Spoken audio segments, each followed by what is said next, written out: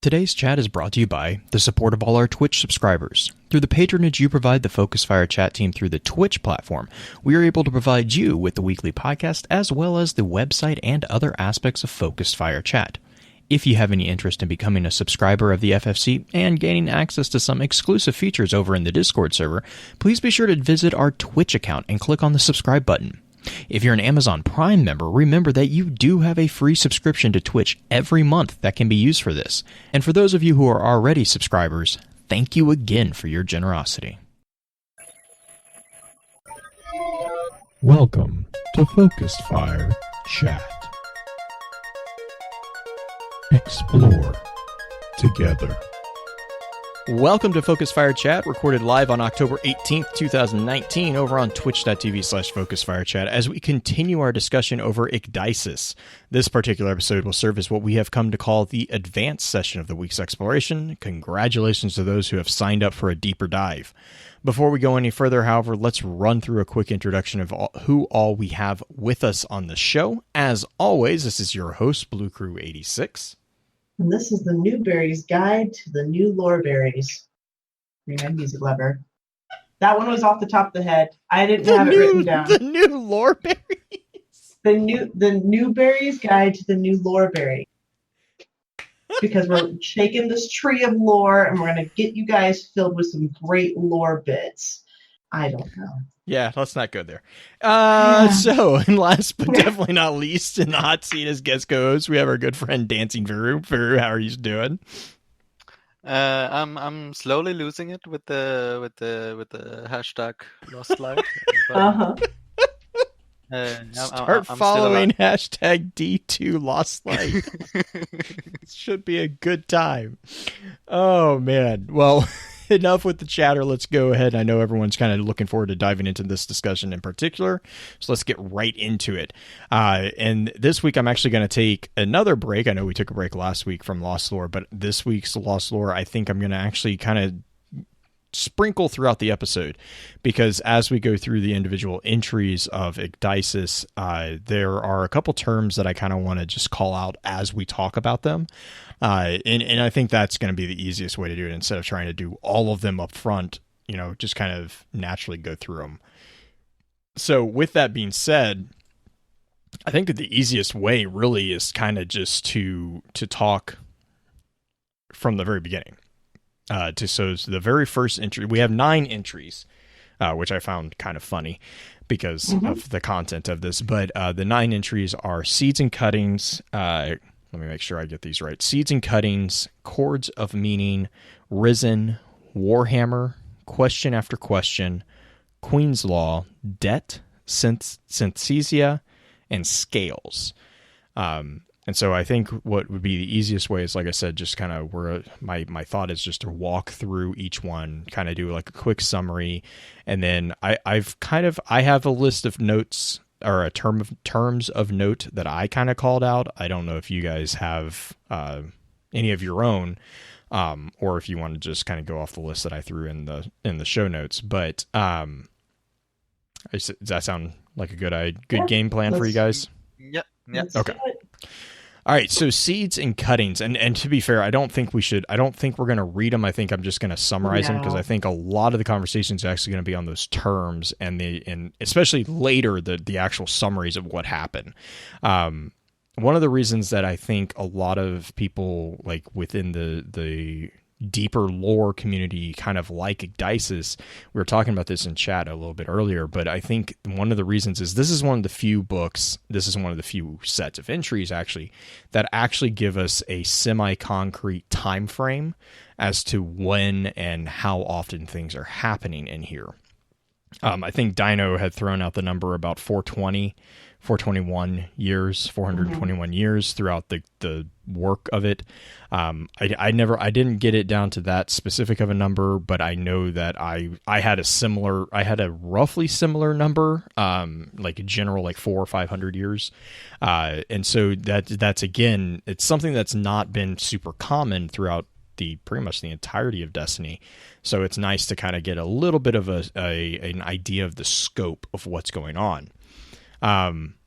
So anyways, to jump in, Seeds and Cuttings is really an introduction to not just the overall character that we're going to be following, but actually the explanation of the Awoken transformation from a perspective other than the major characters that we've seen so far. So we have a human who goes by the name of Nasa Sarwar, who then will become a Awoken who goes by the name of Nasan R. And basically she was basically a nobody, really, when she was on Yang Luwei. And Yang Luwei was the big ship that was trying to leave the solar system. They were trying to kind of just get away from everything, really.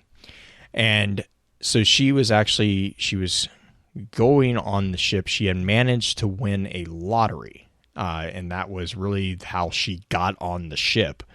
She won a lottery ticket, and she came on as a group of people who are known as the Scoperas, which are basically the janitors. They were the janitors for the entire thing. And so she was actually one of the very few people, even at that point, who could speak multiple languages. And I think it was actually quadrilingual. And so she said that, it's noted. Interesting thing here is that the entire book is actually third person, but it's from this weird perspective of Nasan or Orin, as she's later come to know. But yeah, and chat's saying like one lottery ticket changed her fate, really.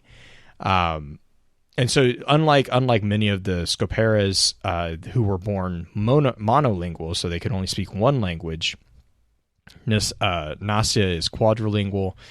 So she actually started to teach the other Scoperas around her how to communicate with each other. And that's how she was already kind of at that period of her life, she was already kind of a pseudo diplomat, a pseudo emissary, really. And we know that from this entry, she is 27 years old at the time. It's also in this entry that she transforms into an Awoken, and she awakes in the Distributary, and she names herself Nasan R. We do get a nod to the silver jar piece, which will become... It's an important kind of like talisman that comes later. But it's when she becomes an Awoken, she kind of goes into a sense of...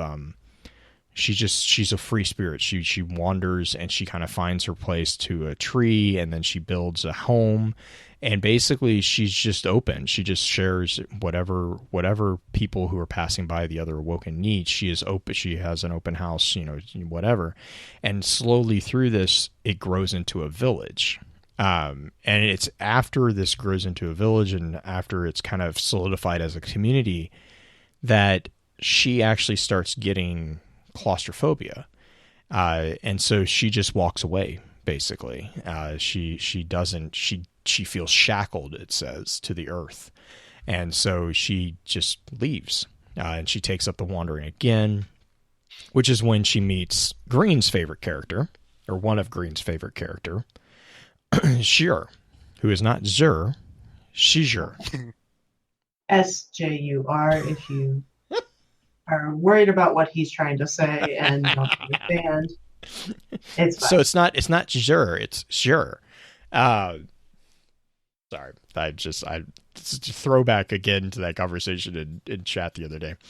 But yeah, so she meets Sjur at the time. Now this was prior to Sjur's hunting of Mara. So at this time she was still a paladin. She had not yet betrayed I think it was Elise at that time. That had not happened anything yet.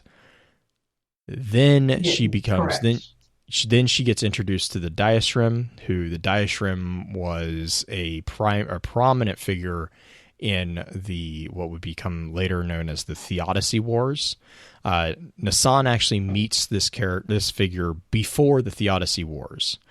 And the Diashrim is the one that actually identifies her as a translator and as a diplomat and that type of mediator. And she calls her out. She's like, hey, no, you can help. Like, this is, she says, I've been watching you since you arrived. People look to you when they're fighting, and you try to understand each side before you try to help. When you speak, you do it deftly, without condescension. It seems to me that you lend people grace when you help them explain themselves. And, then she goes on and she says, don't sell yourself short. Anyone can break up a fight. Few people can so clearly grasp the spirit of a thought, then rephrase it so that deaf ears hear it. Gifts like that can end wars. And I think that's an interesting line, because you keep it in your back of your brain as we talk about the rest of this. That's a line that she really takes to heart. And even as the emissary, she still holds on to that thought very strongly. Then it's a really important role. Oh yeah, well, and it's not only just a mediator, but somebody who can see both sides of the coin. Right. Mm-hmm. And that's something that will follow her, not even in her emissary position, but even as her position within the Awoken. That is something that is very, very prominent in her existence there. The ending of the card is basically the wrapping up of the Theodicy Wars.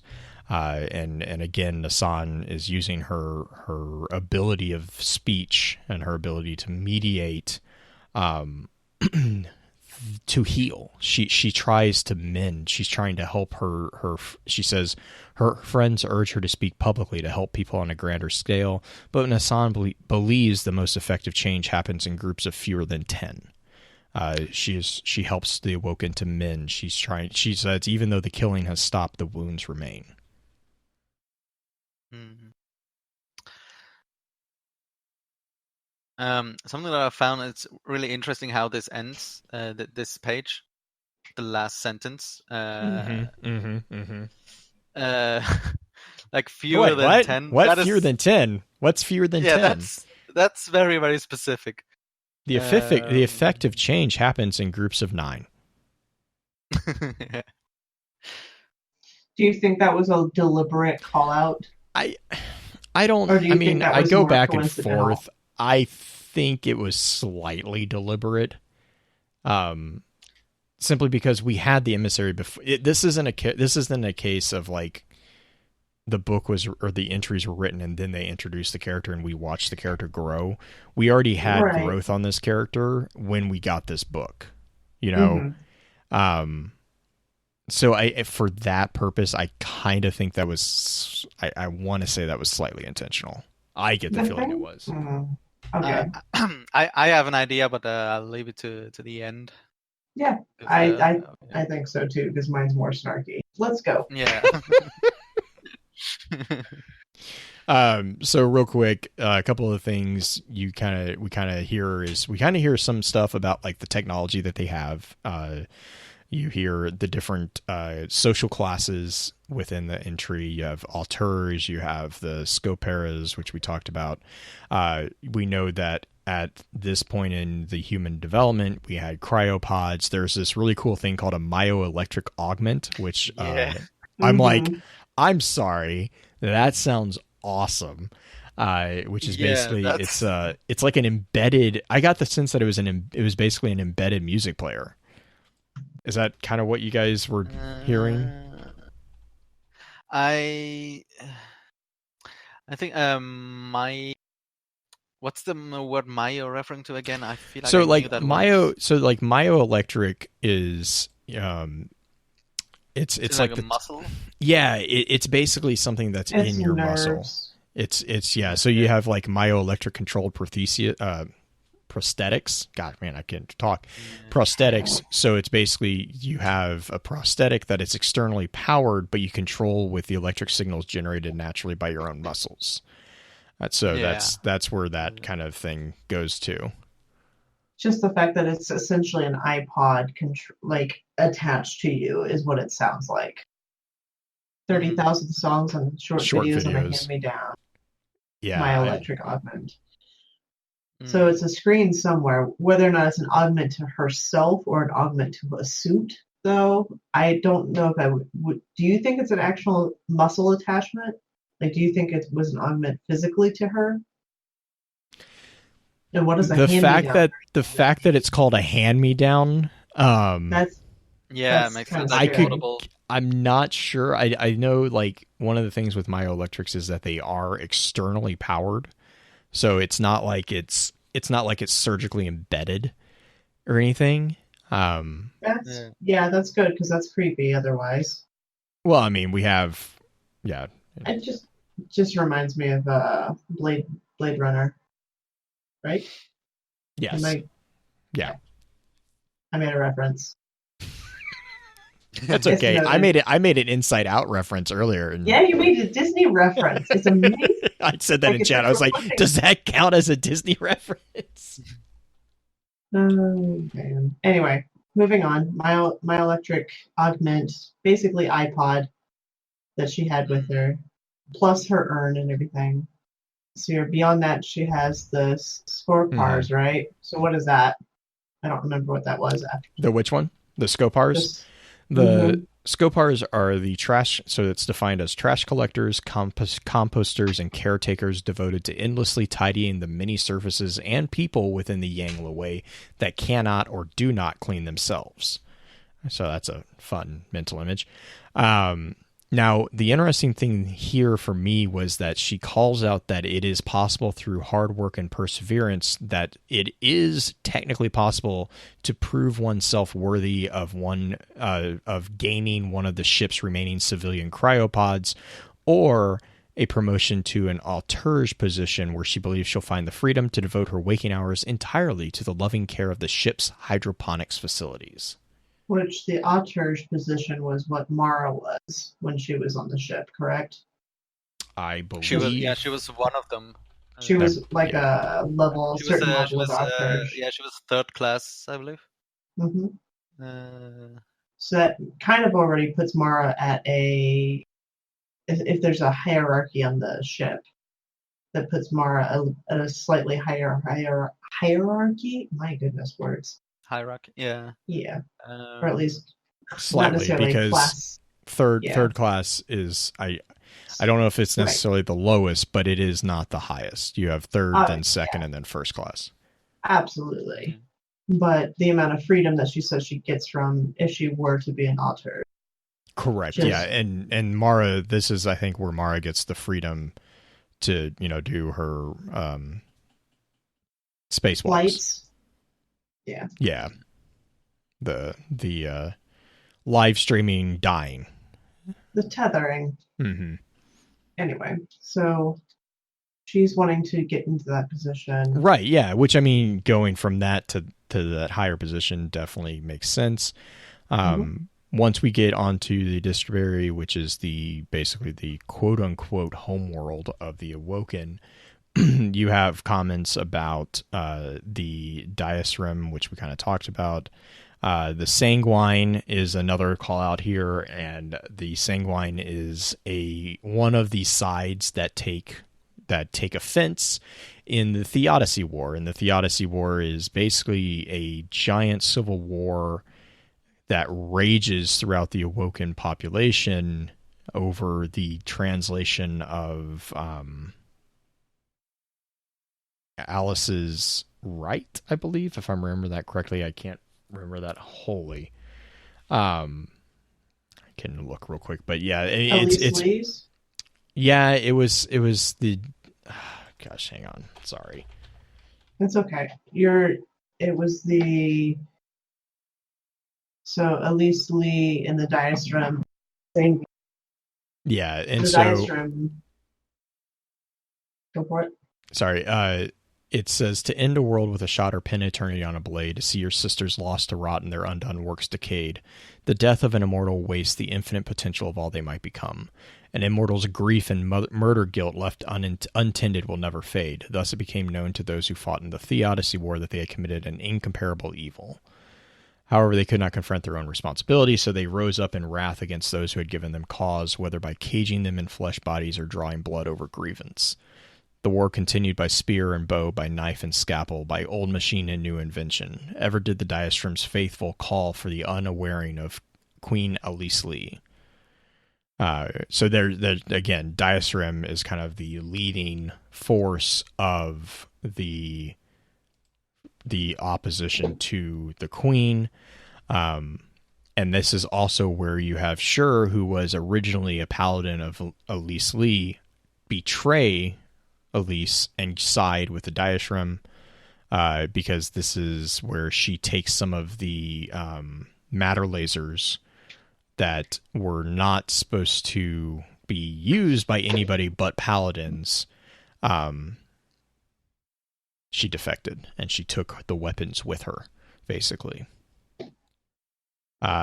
And basically, the Theodicy War was all hinged around the seed of doubt that Mara was ultimately responsible for planting, in which she hinted that Alice Lee denied them the capability to imagine godhood when they were recreated as the Awoken, because of the misconception that Alice Lee was the first Awoken.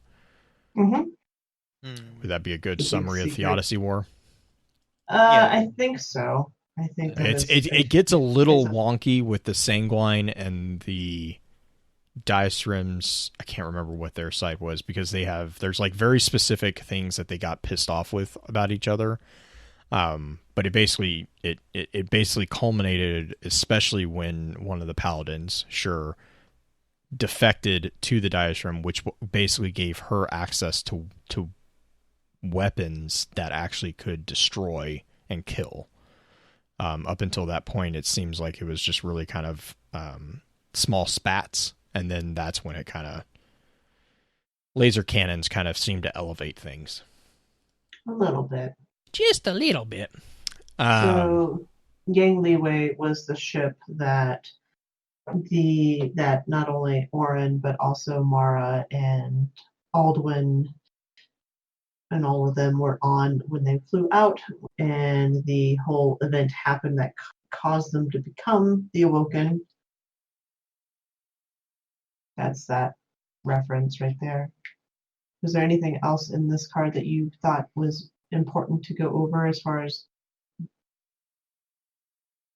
I don't know, definitions or whatnot? Not really. No. The next entry, or Viru, did you have anything that you wanted to call out with seeds and cuttings?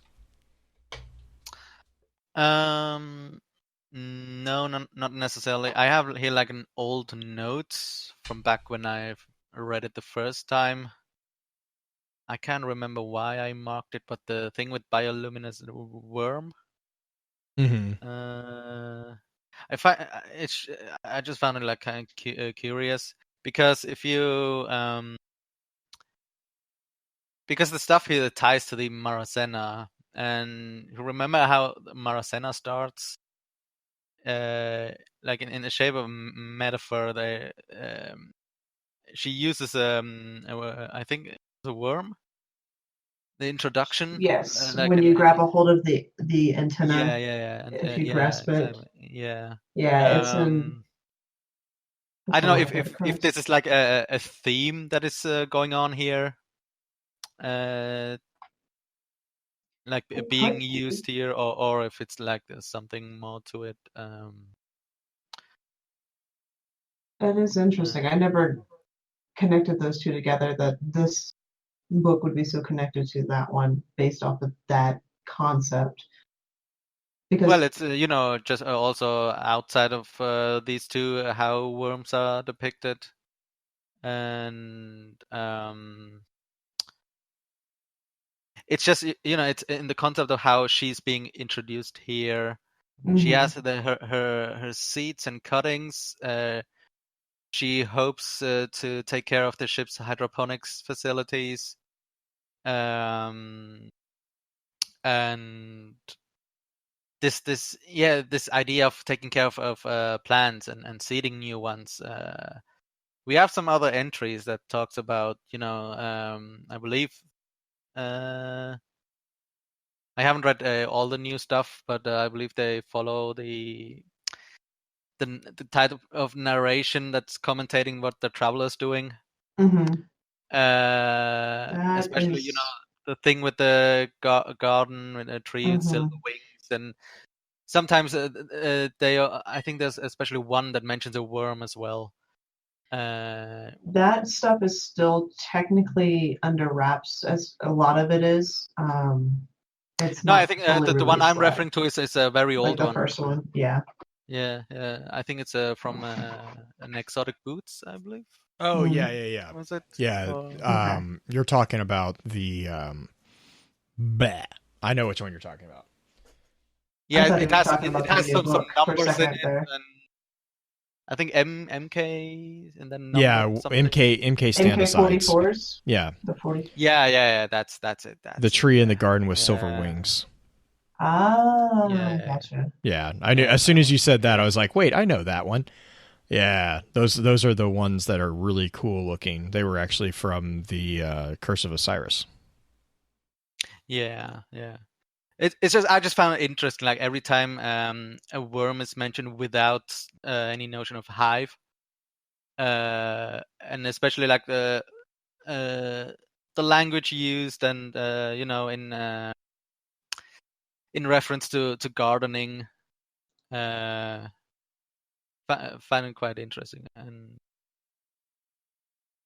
also disgusting. Like bioluminescent worm, like I mean, that's different kind of worms. They've been shoving us into places with lots of different worms, considering the mission on the moon where we have to either go above if you saw it or crawl through the muck with all the worms. Mm-hmm. Yeah, not a fan of these level designs. I loved it. I thought it was hilarious. But that's also because I had somebody screaming at me because she didn't want to be anywhere near the worms. It was fine. Who could that be? I wonder. So we should move on. She would have been happy if there were butter alligators. I'm just saying. No, it wasn't Cole. It actually was not Cole. Really? Oh. Yeah. It was somebody else. Okay, all right. It's so fine. Chords of Meaning. Yeah. Chords of Meaning is basically continuation of the Awoken story. So this is the Awoken's return to soul, and then also the schism between the Reef and the Earthborn. And actually, Nassan attempts to find a middle road between the two groups, and is basically, this is when she is told by Mara that she is free to choose that, but if she leaves the Reef, then she will be no longer part of the Reef. And so she chooses to exile herself in order to try to heal the schism between the two groups. However, sadly, in pursuit of this project of hers, she is killed in her sleep by a wandering band of Risen, and we actually get a location here, somewhere east of what's an area called New Wolge, I think. I don't remember if I was able to actually find anything about New Wolge, other than it's somewhere around I believe it's the Puget Sound in the Pacific Northwest. So yeah, it's just there's a Voyager of Wolge, which is in an old Indian myth. Mm-hmm. So somewhere up in the Pacific Northwest, which is, which goes in line with what we kind of later hear about this. The term of note here was the long unquiet night. And I'm trying to remember, I think that was just another name for the final night, basically, of the schism. Yes. It is. Yeah, that's right. Because the long unquiet night was the schism, which then was the discovery of the Traveler and the Fallen, and inevitably turned to riot and to desertion. Yeah. Okay. That's really, to kind of, for the sake of briefness, that's really, these entries are, I again would iterate, these entries are worth going back and reading. For the sake of time, we're not going to read. I just want to summarize them. But was there any other major terms or names or anything like that you guys picked out of chords of meaning?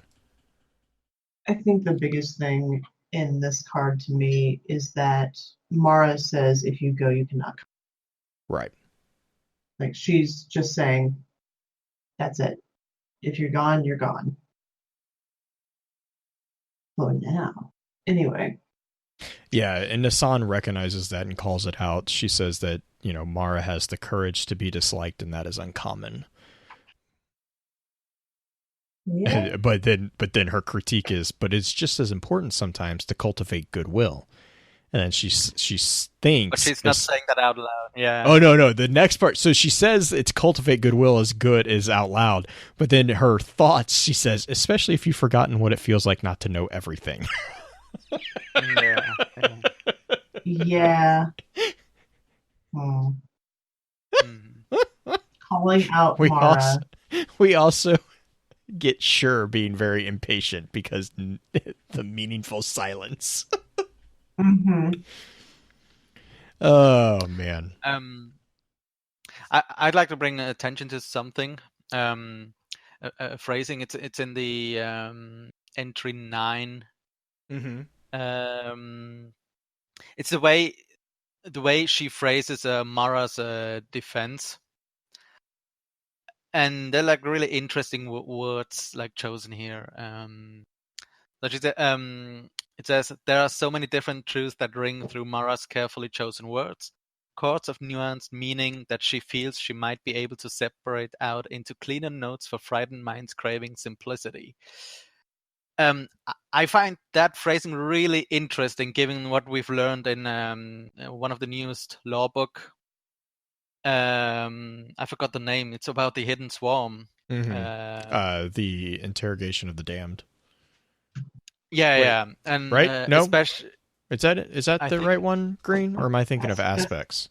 No, Aspects Interrogation of the Dam is the one with the hive merging, the hive experiment. Inquisition. Yeah, Inquisition of the Damned. Yeah, that's the hive experiment with Hashladoon and the daughters and sons of Crota. Yeah. Especially, I think it was you, Green, who was streaming it, I believe. Mm-hmm. When we got to the Song of Life part, that's what struck me here. Like when I read that part with the Song of Life, like how you can choose bits of the songs to have like a different effect. That was like really, it's that's just something that I noticed, especially given the title of this entry, Chords of Meaning. Mm-hmm. I should use that word here. The Song of Life thing, it was because the song was not sung perfectly in that book, which technically next week is that book for us on the show. So we'll be able to talk about that then. But because they could not sing it correctly, it twisted the power of it, essentially, is the interpretation I had of it. Yeah. Well, and then you had the person who deliberately twisted it. Of course. As you do. As you do. But should we move to Risen? Yeah, and so which I find an interesting connection here is that it is a band of Risen that kill her in her sleep, and then the next entry is really her being resurrected. So she's resurrected and takes the name of Orin, and then she sees her ghost and she names Goal. And then they make their way south. It's specifically called out that they make their way south, and they come across a village where Goal informs her a warlord has pillaged the village for basically its cows, and then out of pretty much from what they can gather, just spite or for fear of retribution or whatever, then he set off a nuclear bomb. And this is where Orin gets a taste of how just because Goal can resurrect her doesn't mean that she's invulnerable to damage. because she actually experiences radiation poisoning at this point. It's quite terrifying, really. Right? Yeah. She calls out, like, this is also where you kind of get the sense of like her not innocence but naivete, because when she gets resurrected, she's like, "Oh, I need weapons," and so she goes, adorable. She picks up a tree branch and she's like, "Will this help?" And Goal's like, "Against the aliens." Oh, no. Probably not. Oh. I love how it's courteous. He pretends to consider it. Yeah, I love the next part. Then she's like, "I see," she says, though she doesn't. And then she just continues to make the mace. She's like, she doesn't know what they look like, but she can't help thinking if an alien had tried to attack her while she was armed with a stick like this, she would have no trouble crushing his skull. It's kind of adorable. It really is. Well, and then you go on to find out that she is a Titan. So it's like, okay, this makes sense. Yeah, and so then that leads to them finding basically just the remains of this this village, and Goal kind of says that his guess is that a warlord raided the place for its livestock and then set off a bomb. She asks why, and he basically is like, no one was here to stop him. And then she makes the comment, she's like, when did it happen? And Goal is able to say that it happened within the last 36 hours, to which her response was, well, I should have walked faster. Mm-hmm. So you start seeing a little bit of her character start shining through here. And then she starts throwing up, or she starts throwing up because of radiation poisoning. And so Goal like shoot. I get the image of Goal like shooing her, like, go, like, get out. Yeah. Mm-hmm. She still wants to save them. Mm-hmm. Still wants to. Now, did anyone ever figure out, is there any significance between Goal? I think it's the GOL. Mm-hmm. I don't think so, but the entry definitely tries to like make us think about it, because because it says that it's like rooted in something. Yeah. She could not declare its etymology if someone held a knife to her throat. So it's the writer's trying to pay us attention to it for some reason. Like, technically, according to Merriam-Webster, it's a mild oath. So, there's that. So she names her ghost a curse word. Mm-hmm.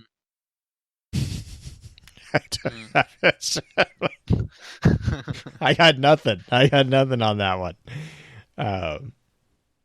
Narrow, deep instinct drives that decision. I mean, the other thing is Urban Dictionary. We can go down that rabbit hole if we really want to. Nope. What, you don't trust that place? Don't do it. After show. Chat's like, after show. Don't do it. That's a section of the rabbit hole that we're not going to go into. So the next entry really is Warhammer. And this is, again, she just kind of, she grows better at defending herself. She gathers better equipment. Yeah, she learns how to fire a scorch cannon, which is the best thing. The fight scene where she's like, I don't have any bullets left, I'm gonna hit him with it. So she gets better equipment, and she starts making a name for herself because she actually starts hunting down warlords. And this is also when she encounters the fledgling Pilgrim Guard. She's in a fight in basically a box canyon, and she has, what was it? 7? No, she has some like, or 6 mercenaries against her. She sees the Pilgrim Guard coming, which is at the time there were only 11 of them, and her response is basically, she's a graceless fighter with an unflappably grim resolve, so when they sweep in to help her, she does not immediately recognize them as the cavalry. She sees them coming, considers the odds, then raises her empty scorch cannon to wield as a maul. 17-1, she'll try her luck. Sure, why not? I mean, she's never been touted as a fighter, ever. Like, she really isn't. I just love the image of, like, no more bullets, we'll just beat them. Like, I mean, she is a Titan. Oh, yeah, no. And we also find out that she is a Sunbreaker Titan. Yeah. That's actually, we find that out from a Nor before in the season of the Drifter. But so it's just to me, it's just so funny because it's like, wow, you're doubling down on those classification. That is how you see the world. I mean, yeah, it is. But then, well, and then this is the other thing I love is like when the guard does finally invite her to join them, they're like, here's a warhammer, like actually a weapon that kind of fits your style. And one of my favorite parts is what they do to it. They engrave the words, "I am the end of all things," on the handle. I'm like, all right, there you go. I mean, why not? It's quite an ego boost. Black flag in chat. Maul Sunbreaker, big hammer, not the tink ones. Still, yeah. They're both annoying. Oh my gosh. This also is where we get we actually see her lack of memory kind of shine through in entry 16. She says that she finally meets a young woman whose skin looks like hers. And you get the sense that Orin has lost some of the communication tact that she might have had prior, because she scares the other girl away from her. And basically she's like, I don't, where did you come from? How, like, are there other people like us? You know, all that stuff. And you know, this young woman is obviously scared. She's chatting like Tarzan meeting Jane. You know, and Orin even notes it's been hard for her because every other blue-skinned person she has ever seen has either been dead or someone running for a ship. So you kind of get the sense that they're either scouting or they're, you know, the Earthborn are getting just slaughtered. Mm-hmm. And then that's when one of the Pilgrim Guards kind of give her the directions that they live up in the stars, and, you know, they live among the asteroids. And she asks the question, well, why aren't they here? And no one has an answer to it. This is also where we start to get a sense of the time frame that I had mentioned at the very beginning. Entry 17 gives us a time frame of decades. The numbers of the Pilgrim Guard wax and wane. Pilgrim Guard's a relevant thing even in Shadowkeep, because this is actually the order that Veltarlo was a part of. This is a predominantly Titan order, though there were hunters that joined the Pilgrim Guard, because we know that among them, the Drifter actually ran with the Pilgrim Guard for a while as well. And so, yeah, and then the question here is, like, you know, she has a community, but, you know, when she was in the distributary, she had a community and she started to feel trapped. Within here, I think it takes a little bit longer because they have that nomadic style of living, but even here she starts feeling that claustrophobia. And I think she wants to leave. Right. She doesn't necessarily understand why, but she doesn't want to be there anymore. That's in that last entry of it. Right. Whenever they gather in the evening for dinner, she feels claustrophobic.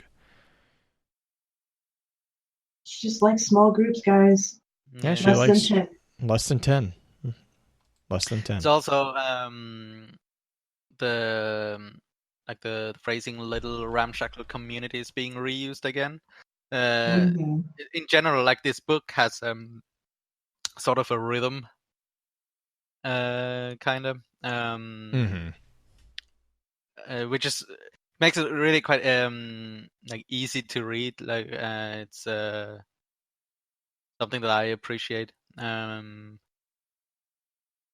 And also sometimes in the lore of Destiny, there are sometimes references to other literature, TV shows, movies, especially if you're from Game of Thrones, or the book. There are a few here.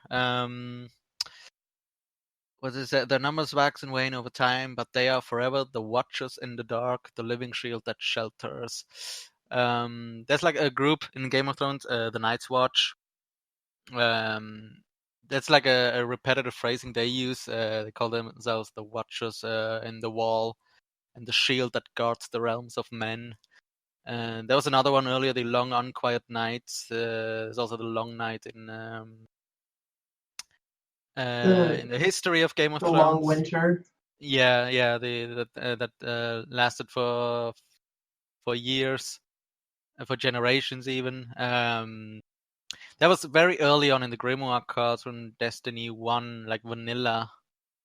I believe it was the Grimoire card for the Awoken, one of the flavored texts, I believe. The phrasing "a song of light and dark" was used in reference to the Awoken. So yeah, this is something that you see every now and then. These kind of references, repurpose, and I love it because in the original source they have like a medieval element, and here they are like repurposed for something either fantasy or sci-fi. It's something that I like. Absolutely. It's nice how you're definitely getting the vibes from Game of Thrones with this one. I've never made that connection, partially because I've read Game of Thrones. I haven't watched a ton of it myself, but it's, I don't know. I don't know if it would be an actual direct reference, but it's definitely a call out in some respects. Yeah. Using some of the same terminology, at least. Blue, are we ready for the next one? Yeah. So let's talk about question after question. So this one is really the I can't help but call it out. You're giggling already. I know. She takes her leave of the Pilgrim Guard, whose number at the moment were 8, so she was the 9th, to stay at the Lost City, or the Last City. And it's largely because it's here that she begins to find other Awoken, and she starts to ask them about everything, which is why the entry is called Question After Question, is because she just starts asking all the questions she has.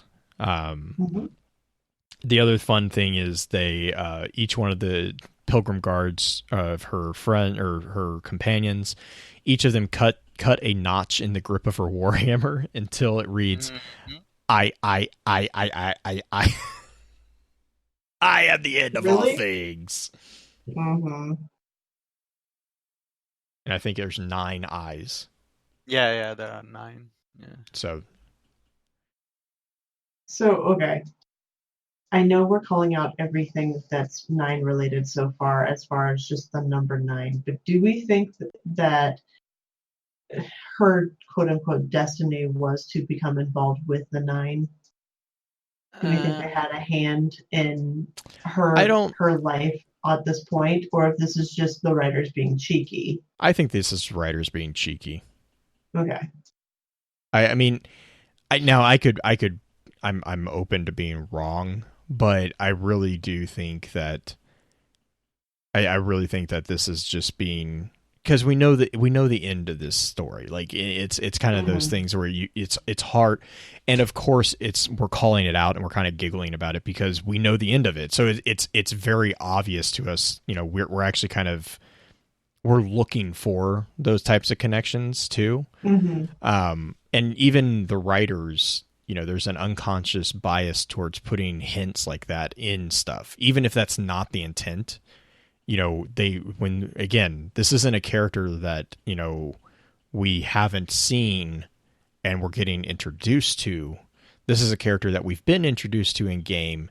We know some of the story about her. We know some of her characteristics, and this is her origin story after the fact. So, from a writing standpoint, I think this is just, and chat's saying the same thing. I think this is just them kind of putting little crumbs to remind us of where this is headed. Now, that being said, you could also play it off as that. You could say all the paths led to this decision, basically. But I personally kind of take it as this is a deliberate breadcrumbing by the writers.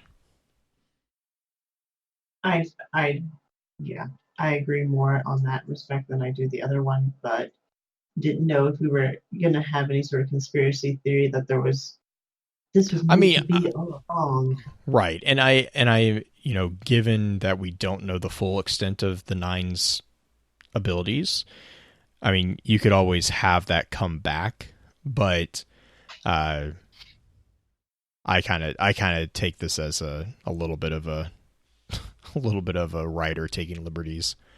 The other thing in chat kind of called this out too is that this officially, like, we already kind of have an unofficial knowledge of where the last city is. This is actually another starting to officially narrow down.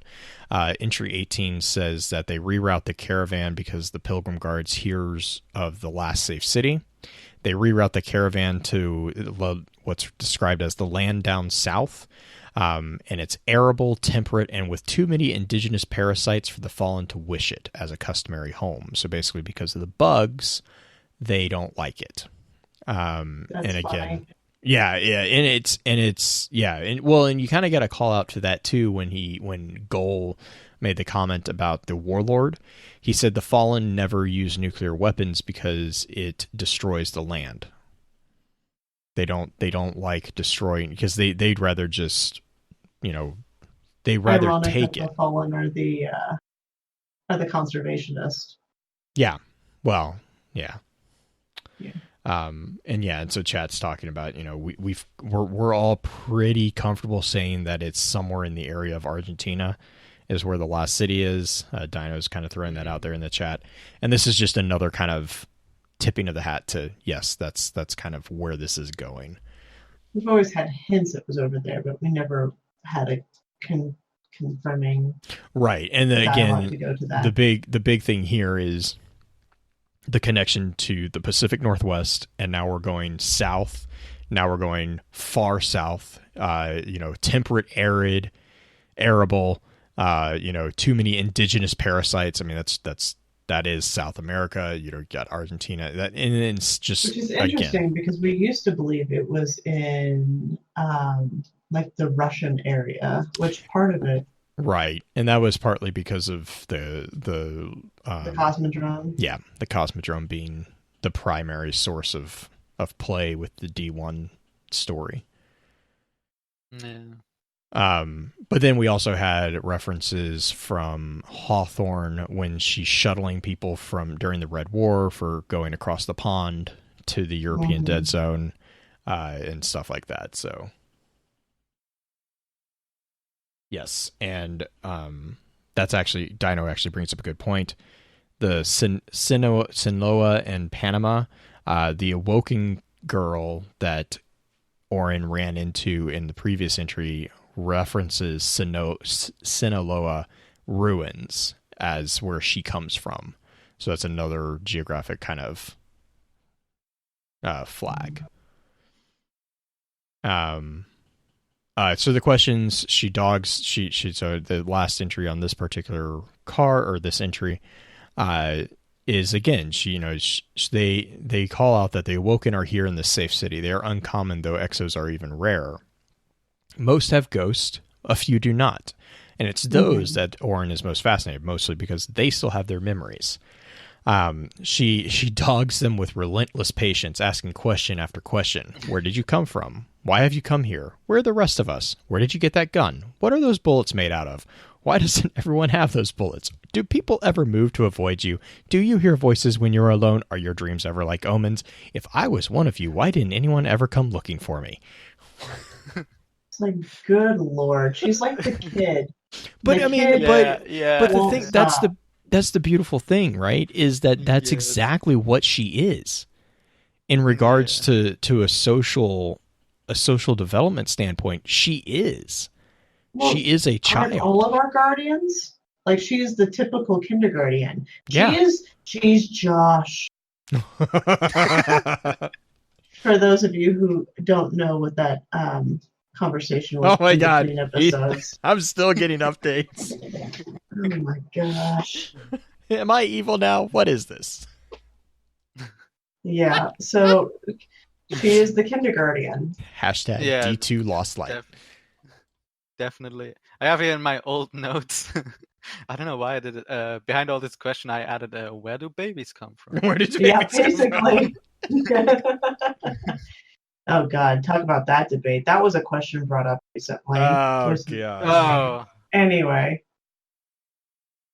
I think Guardian Josh should baby. try to answer that. Oh no. No. You'll nope. Okay, so Queen's Law.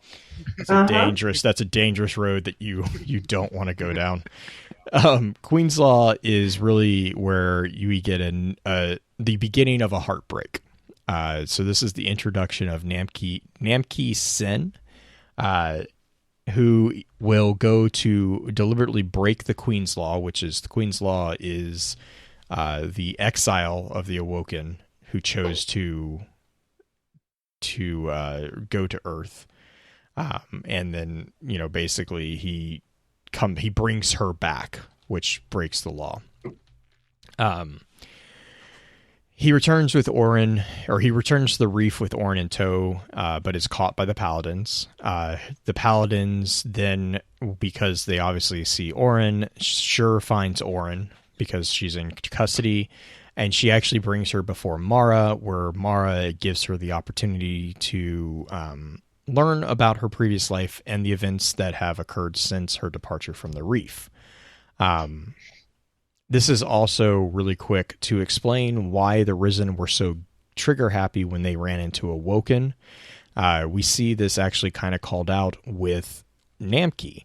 In the first portion of this entry, we see Namki trading the technology from his rifle, a Tiger Spite auto rifle. He trades the technology to the engineers on the last city so that they can reverse engineer the manufacturing techniques to allow him to then get the parts that he needs to repair his ship so that he can recover the crows that he has been sent to recover and take them back. And so there's basically a trade, a technological vacuum that is being filled. And this is why the Risen, who were so trigger happy with Orin, with the other Awoken that were called out as being found to be dead, is because the Awoken have sufficiently advanced technology compared to what the rest of humanity really has at this point.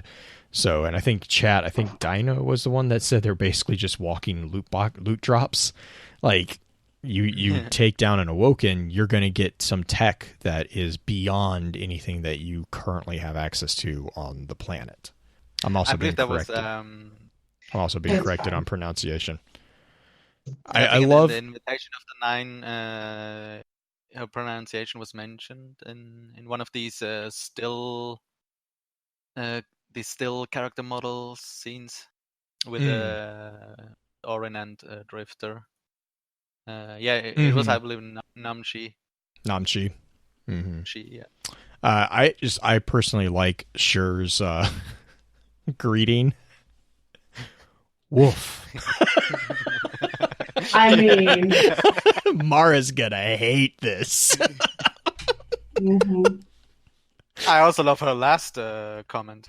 Yeah. In that My man. My man. Hell yeah, you broke the law, my man. You know you broke the Gosh. law, right? Yep. My man. She's so ornery. I love her. Like the character that they present with her is just so great. And so we also kind of get a sense of a little bit of muscle memory within this entry with Oren's perspectives, because the entry 26 is basically only Oren is allowed in to meet Mara, and Oren immediately says, "I knew you." Like there's like she doesn't really remember, but she knows. It's like that ghost of a memory. She knows that it's a deja vu. She knows that she knows Mara. She just doesn't remember how she knows Mara. Oh, God, Black Flag. Don't ever tell her that. And so basically then it goes on. Namchi is his punishment is a sentence of 5 years. So we get a time frame here. 5 years indentured servitude for smuggling Oren into Reef Holdings, which they then gently buffer that with, they let him pick his detail and negotiate his salary. So I don't really. I mean, it couldn't be that bad. I'm like, so wait, is he getting punished or what? What like? He gets to take a vacation from work by working exactly what he wants to do. Oh my gosh, it's so funny. So yeah, and so then Oren's is not so simple. It says she is not who she was. So after vigorous philosophical debate, it is decreed that she cannot be held accountable for her past oaths.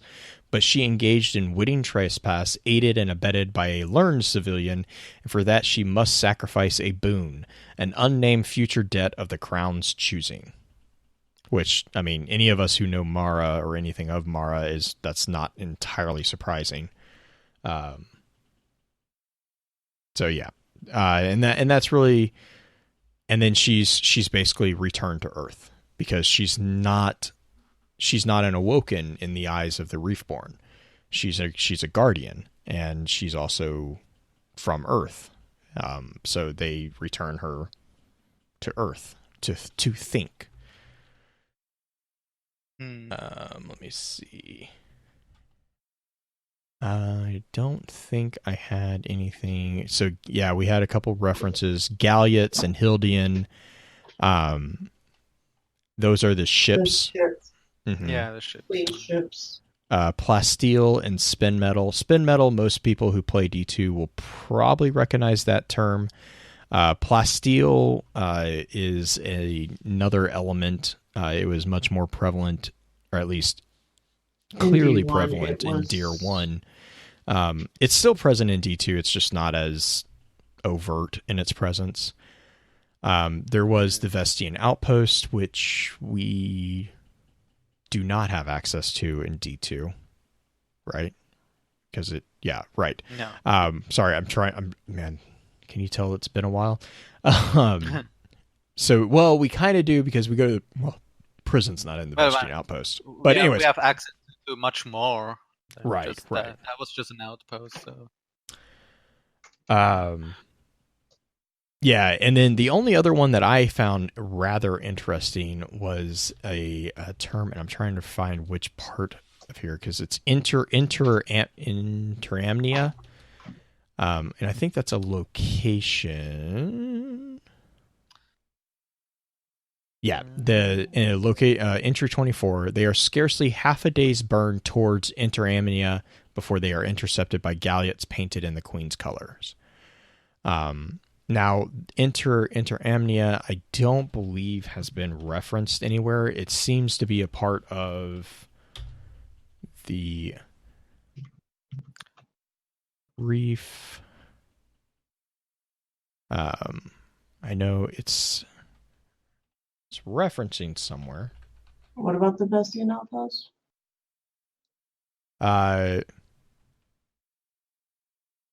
Well, I'm trying to figure out. Interamnia is referred to as... There's forges. The forge of Interamnia is mentioned when Petra is raised to wrath. And then also in Azarim's... Oh, man, Azarim. Azarim recounts his many regrets in deceiving the kind merchants in the capital city of Interamnia. So Interamnia must be the capital city of the Awoken areas, or the Reef. Yeah. Sorry. And Dino is making the point that there is a period in which Orin is being held in the Reef. I'm trying to see. And in the time that passed, quite a bit has happened to the city. We had 6 fronts, Iron's Bane, faction wars, and the Vanguard has evolved and formed. And we'll also, when she comes back when she sees the city again in the next entry, which is called Debt, she finds the Pilgrim Guard is back, and they are now being called Guardians, not just whatever they were before.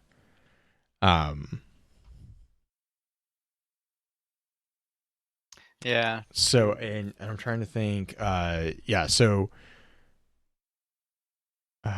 see. 27. The Revelations. Orin has never felt such profound sense of schism. Not when learning that most mortals would sooner swallow cyanide pills than come face to face with the Risen, nor that the Elixni were once abandoned by the Traveler, nor that almost all warlords are light bearers. Which is an interesting call out on that part. Because that indicates that there are some warlords that are not light bearers. Did we have a reference to that? Like someone? Like I mean, like the only thing that comes to mind for that particular one is the Red Moon entries, because we never get a clear indicator that the warlord that is mentioned there is a Risen. I get the feeling that he was, or she was, but I'm trying to think. I don't think we ever got a full clarification on that one. But it's nice to know that, that it's not something that just because you're a warlord, you're Risen. Like, I think that's an interesting, which it also makes sense. But yeah.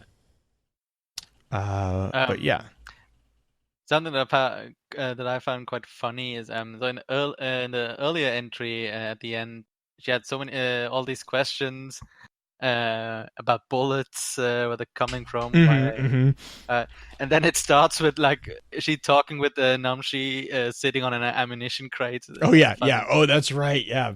What are these? These are where they came from.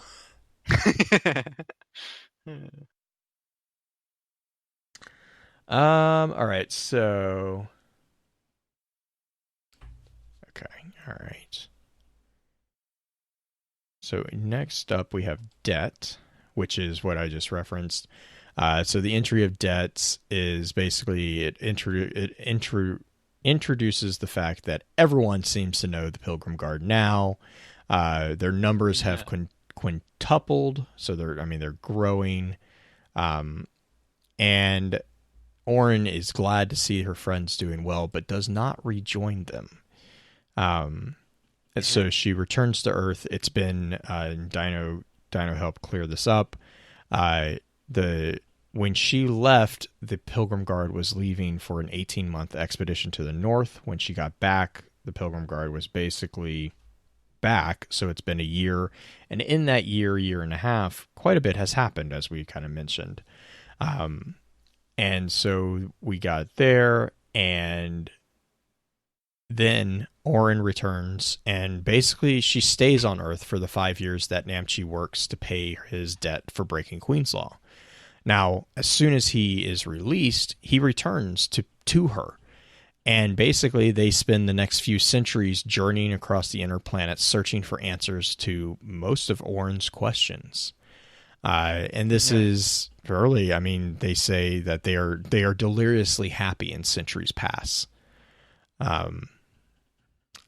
It's quite a lot of time. Right, and I think that was kind of another thing that to me was interesting, because like Orin is a guardian. She's a risen. Namchi is not. So we have again an indicator. They go on their honeymoon, right? They have an indicator here that while the Awoken are truly no longer immortals, they still do have a very extended lifespan. Yeah, that is interesting. It's maybe it's just that they have similar to how humans used to have like a tripled lifespan, and this is like a XXL version of that.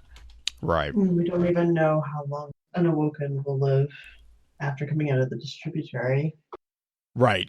And we know that they're so they're bouncing around the inner planets for a couple centuries. And then Dino and I are chatting about this in chat. And then when Sure dies, this is another kind of sync point for our timelines, because we know Sure died right before the Reforce. Right. And so the Reforce and then Twilight Gap and that whole stuff. But the important thing here is when Sure dies, this is when Mara calls in her debt.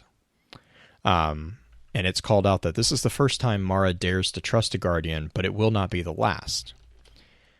And so she returns to Mara's side, and she is given a strange coin that is found. And so the strange coin, real quick, we don't have strange coins, right? Nope. So back in D1, there used to be a currency that you used to purchase the powerful items from Zur, the guy with the tentacle face, which were exotics, and they were strange coins. You had to give him so many strange coins to purchase that item. These strange coins were a currency that were pretty much reflective of the 9 in general.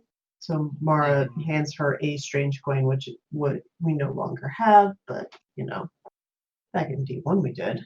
Mm-hmm. And so they basically it presents a mystery, and the queen is calling in Orin's debt to discover the answer to, and it's interesting for me because Orin leans on her warhammer and is in Mara's chamber, and Mara says, "I need to know who killed her." And Orin's response is, "To know or to see them killed."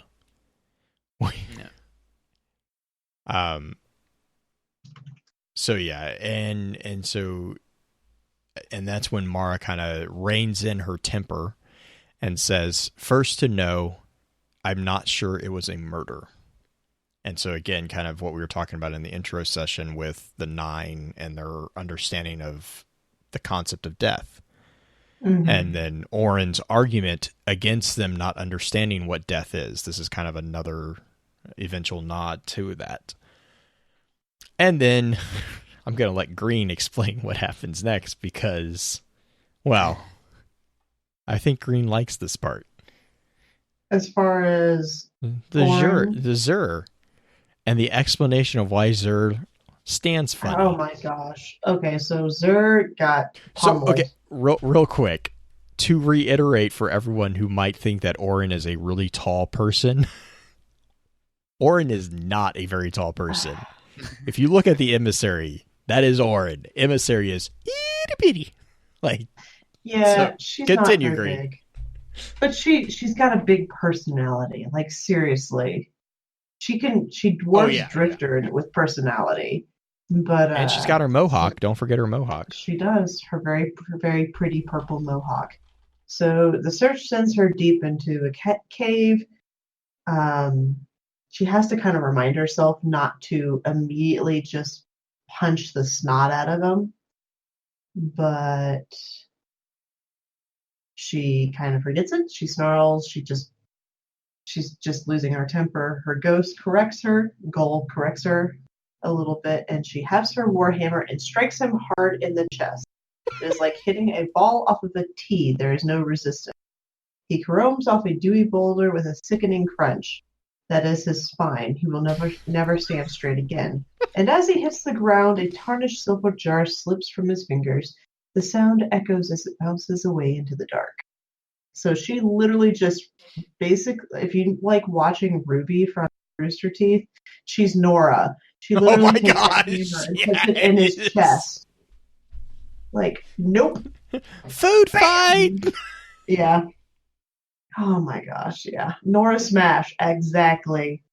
She's intense. But yes, she cripples her. And now he stands hunched over. My will is not my own. Yeah, neither is your spine, apparently, because you gave that up to Orin years ago. He caroms off a dewy boulder. I just want to know what he like. I just love the fact that that they gave us the actual description of why he is so wonky shaped. Like, this is completely unnecessary, but I appreciate it so much. It's so funny. It's also like the accurate, like specific reference to the present. He will never stand straight again. So you're never getting out of here. Now, my question here, and this is actually another thing that I was trying to figure out, is the idea that the silver jar is her silver jar, or was this a silver jar that Zur had? That I was that is former is what I was interpreting.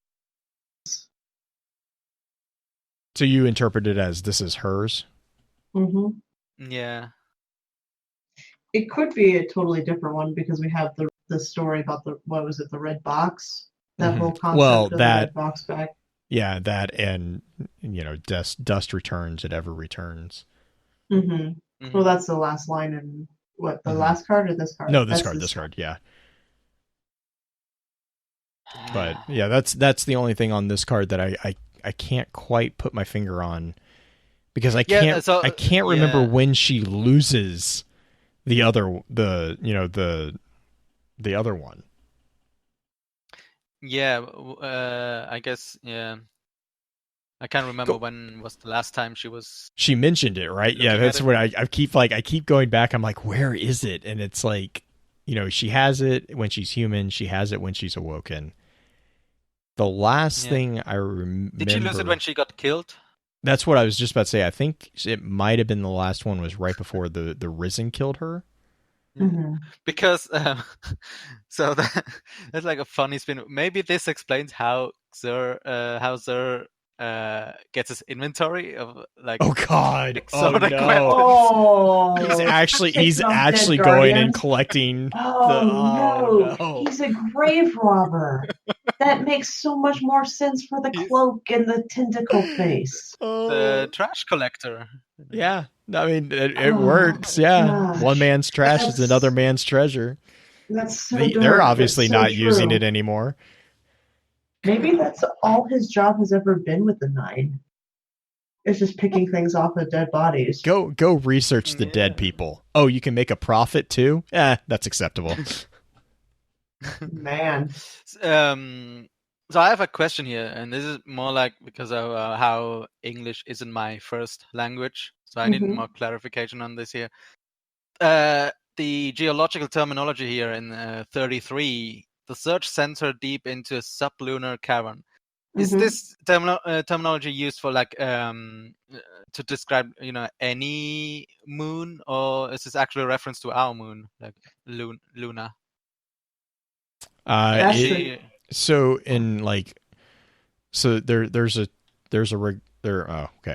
Sublunar is usually within the moon's orbit and subject to its influence.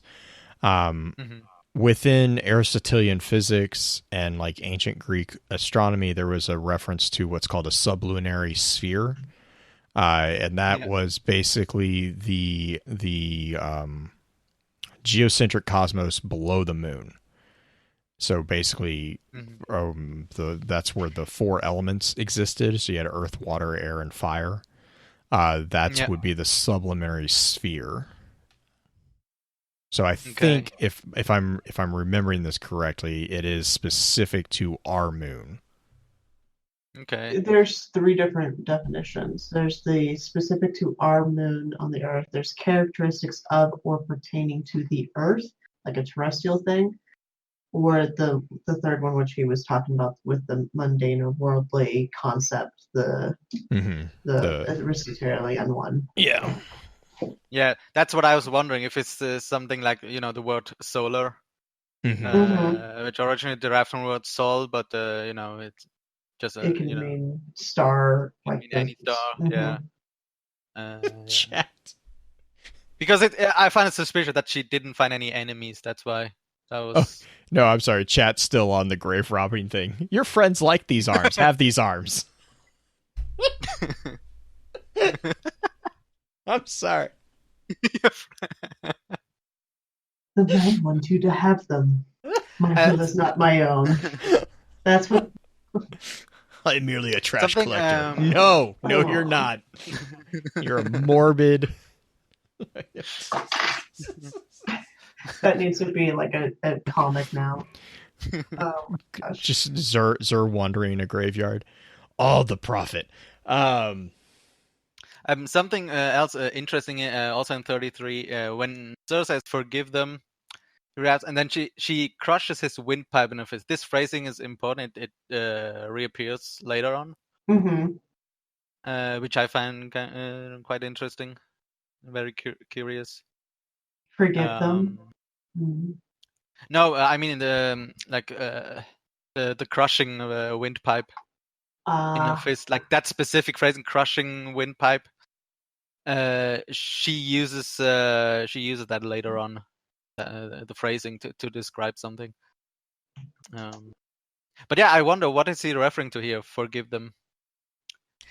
I think he's referring to or about to do. Or... I think it's. I think again it goes back to the 9 not understanding death. Yeah.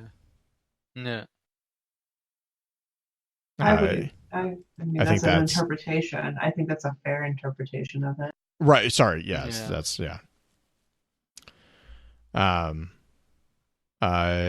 So, I want to jump to synesthesia, which is this one. Which is just a fun word in general. It's a fun. I don't know. Would you call it a condition? It is a condition. Yes. Yeah. So basically, it's synesthesia is a condition in which one sense, for example, hearing, is simultaneously perceived as if by one or more additional senses, such as sight. So basically, this is you can literally see sound or taste color. Oftentimes, you'll hear, if you're like in a college setting, you'll hear that like one of your classmates, if they're a musician, will see the symphony. They'll see colors above the symphony while it's being played. Yeah, and it sounds nice. It's not. Yeah, it's not at all. Disorienting, I'm sure. Yeah. Tasting things too. You can taste things that are not meant to be. I think it's another really common one is taste words or feel a sensation when they smell certain scents. And I think actually Blue Sonya actually has a form of synthesia with concepts of time, because I've had that conversation with them.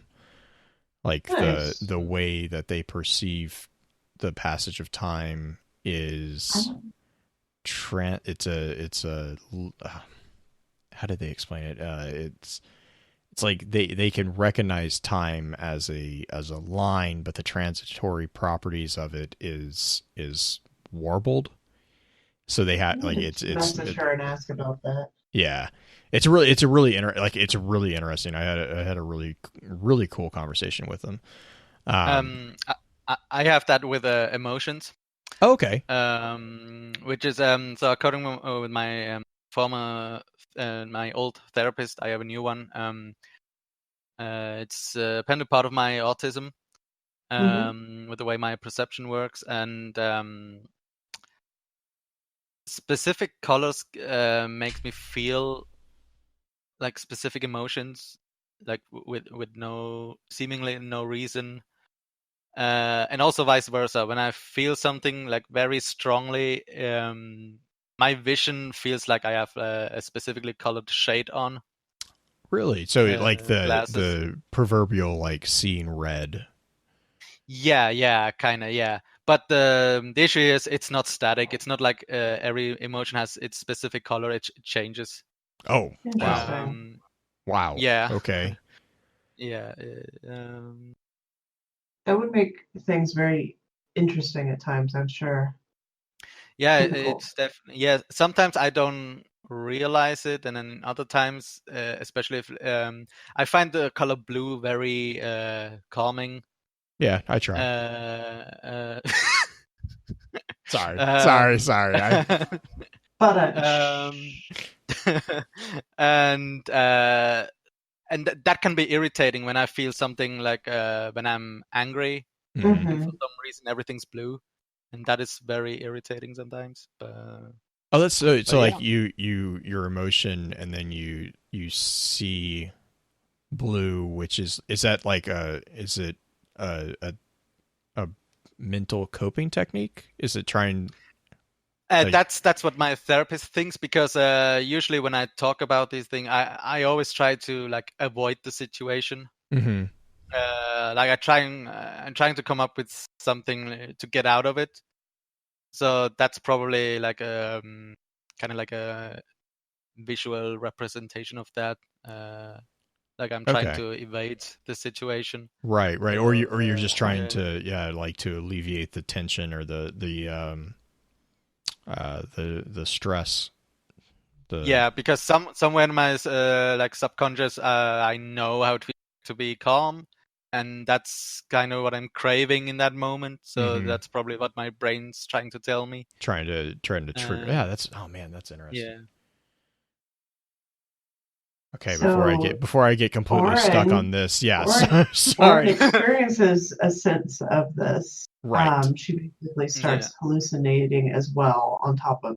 So she sees Namchi, and when she reaches for Namchi, she feels as if she's falling into him, being pulled through him, and she's got a lot of other things going on. There's colors. There's her number color synesthesia to goal. She was trying to describe it. She's starting to see the number 9 everywhere and purple, and it just becomes kind of a thing. Blue, do you want to keep going with this one? Well, and I think, I mean, and kind of actually what we were just talking with Viru a little bit about, it's very difficult to, to continue Cope. And to continue walking through life when you're experiencing constant walking hallucinations or experiences that are constantly in her mind pushing her to continue the search for Zur and the 9. And then on top of all that, we have an additional traumatic event with the death of Namchi. Which we know about? Yes, we do. And it's traumatic as everything. Gosh, man, Bamberga was a very rough read, especially when you get to that point and you're like, oh no, that's you. Like, this is bad. So Namchi is one of the individuals who was stationed on the station of Bamberga when it basically kind of imploded. Something happened and no one really knows what happened, but they all died. And there is an actual entry called Bamberga that has the death of Namchi, the last message of Namchi. Let me real quick, I'll pull it up. Because this is one of the harder ones that I've had to read, really, was because it is near the end. It's the only message that says, "Oren, it's me, it's Namchi. I don't think I'm coming home, baby. I'm so sorry. I just want to tell you that I love Static." Yeah. So it's literally they are the Emistress. So this is arguably possibly the nod to A113. Yes, and I think Dino is saying that they believe it is the Aphelion incidents. Emistress again is I kind of get the feeling that this might be connection to A113, which was way back at D1, one of the very old mystery cards that we never ever really got a conclusion to, which also then goes back to the 9 and Osiris actually. But yeah, so and she is actually she actually doesn't learn about Namchi's death for months. And when she that's right, she is on Bamberga when she reads the transcript of Namchi's last words, and that's when she runs into Wu Ming. Now, also known as Drifter. Now, here's not at this point necessarily, but right. But we do know that Wu Ming was the name that he went by during the Iron Lords. Now, a intriguing call out here is that in Oren's telling of this is the initial point of contact for her with Wu Ming. According to Drifter, this is actually the second time they encounter each other. They ran together for a time in the Pilgrim Guard, and she knew him as Eli at that time. And the reason that he remembers her is he comments that he knew a lady with a snake tattoo on her forearm when they first encounter each other. And that comment snaps Oren out of the haze that basically her learning of Namchi's death had put her in. Now, Drifter also has a very, very strong hunger for the stories that she has. And she responds in kind with just this raw honesty. And that kind of appeases in both of them something that they need. Drifter actually, I still argue that Drifter lets his guard down with Oren. And Oren obviously lets her guard down with Drifter, or with Eli or Wu Ming, whichever one you want to. And to further connect the Drifter and Oren, the snake tattoo is actually the inspiration for the motif of Gambit. That is explained in the Outlawed Reaper mark, and Drifter calls it out. He says, she was a snake. The first time he met her, the starkest thing about her was her tattoo, a snake coiled on her arm. He would remember that snake when he realized he needed a symbol to motivate the masses in another lifetime, for a game he called Gambit. And so this is also call out that Oren is one of the only things, or one of the only ones that I believe his little pickup line about "Would you like to dance?" Actually worked. Wait, where does he say that? Outlawed Reaper mark. So hang on. Oh, gotcha. So Reaper mark. Got it. Yeah. She knew him then as Eli, and the second time he met her, he asked, "Would you like to dance before you go?" "Not now," she had said. "Wait, what did you think I said?" he asked. "Would you like to dance?" she repeated. "I would love to," he said, and stepped forward with his arms in the air. She chuckled. He paused. "This has never worked before," he said. And then he joined her in the Pilgrim Guard. Oh my gosh. He's like every guy who's ever tried like this terrible pickup line, just hoping it works, and then just doesn't know what to do when it does happen. And then as far as her memory of the tattoo, the origins, she says on the Sunbreak gauntlets that she doesn't know she had it when she was rezzed. So she doesn't really recognize where it was at the time. Now, I'm assuming once she becomes the emissary, she probably has regained that memory. But as far as we know, we don't really get a explanation of why she has the snake tattoo. Let's see. And so then at the go for it. It's like she runs into him. She basically crawls to his campfire with the grief of it. And as Blue was saying, Wu Ming is hungry for her stories, so she's kind of numb and just telling the stories and getting it out and everything. And they're kind of drawn to each other out of either loneliness or just comforting each other through this whole thing. And they make excuse after excuse to meet each other again, having conversations, while all this whole time, just to keep in mind, she's experiencing all this synesthesia with the numbers and the colors and everything.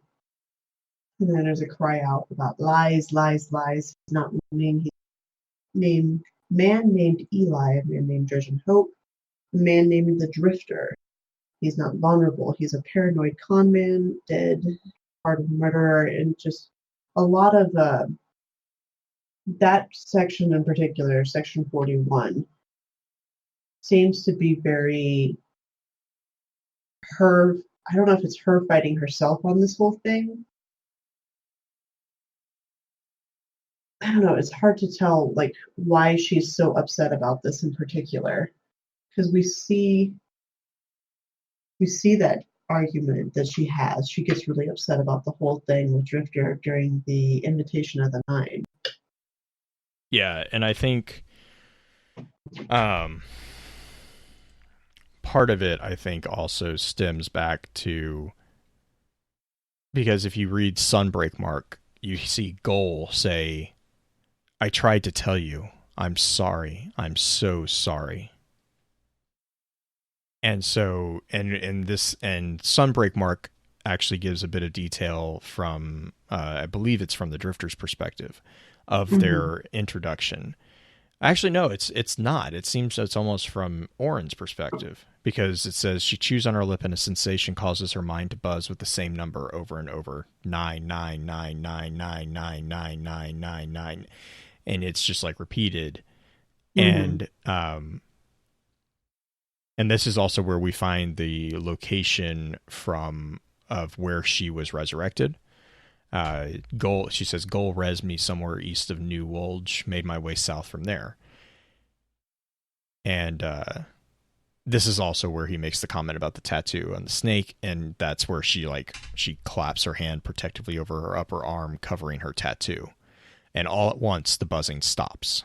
So, like, that statement, and Wu Ming, Drifter, at the beginning of this particular entry, the Sunbreak Mark, it's explained Wu Ming is being careful and slow, like he's snipping the wire on a bomb. Like, he's picking up that there is something going on with her, with all the synesthesia, and that there is something bugging her. So there's that, and then I think in the Invitations of the Nine, he goes on to say something about, like, he knew Namchi, not whatever. Namchi. Yeah, you're right. I said it wrong that time. You're right. Give it 30 seconds. Dino will correct me. Anyway.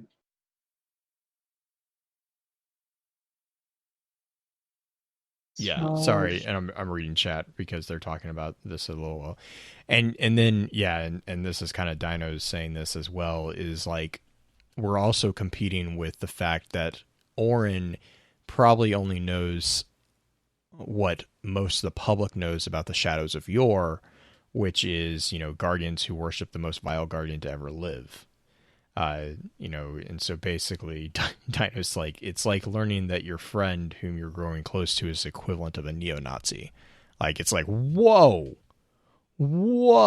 like, and that's where you kind of snap back into synthesia, where you kind of like, he's like, he tries to explain that to her, and she is also, I would dare say, probably not in the best frame of mind at this point.